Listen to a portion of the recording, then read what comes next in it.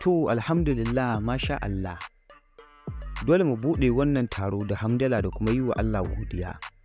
Musamman wasu jigajigan alamomi da suka bayyana cewa shugaban ƙasar Niger wato Muhammad Bazoum yana gab da dawowa mulkinsa. Ga wanda ba su sani ba, a yau ne aka gudanar da taron ECOWAS wato ƙungiyar haɗin kan Afirka ta yamma. Wanda daga cikin kasashen da suke cikin wannan kungiya ta ECOWAS akwai Najeriya, Niger, Mali da dai sauran kasashe na yankin. Inda shugaban kungiyar ECOWAS din wato shugaban kasar Najeriya wato Bola Ahmed Tinubu wanda kuma shine shugaban kungiyar inda ya jagoranci wannan taro da aka gudanar a yau a Abuja.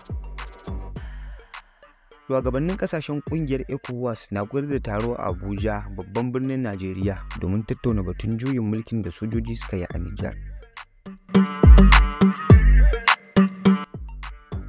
Shugabannin kasashe 8 da ministocinsu na kasashen waje biyu ne suka halarta Abuja inda suka halarci Abuja domin gabanin a fara taron.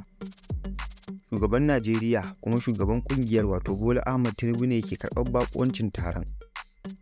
Inda shugabannin da suka halarci wannan taro sun haɗar da shugaban mulkin sojan Chadi Muhammad Idris Deby da kuma Umaru Mukhtar Sissoco na Guinea Bissau, sai kuma Faure Esezimna Iyadima na Togo, sai kuma Alassane Ouattara na Cote d'Ivoire, sai Macky Sall na Senegal, sai Patrice Talon na Jamhuriyar Benin, sai Nana Akufo-Addo na Ghana, sai kuma Adama Barrow na Gambia, sai kuma ministocin harkokin waje Cape Verde da kuma na Liberia, sai kuma wakilai daga kungiyar haɗin kan Afirka ta AU da wakilan Majalisar Ɗinkin Duniya.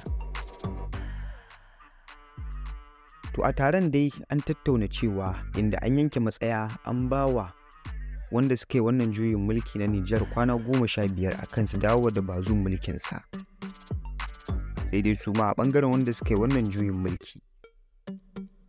Sai dai a ɓangaren sojojin da suka yi wannan juyin mulki a Niger wato Abdurrahman Ciyani da kuma tawagarsa suna neman duban sojoji na ƙungiyoyin daular Turawa wato European Union da kuma Italy da kuma sauran ƙasashe da sojojin suke cikin Niger da su gaggauta barin ƙasar.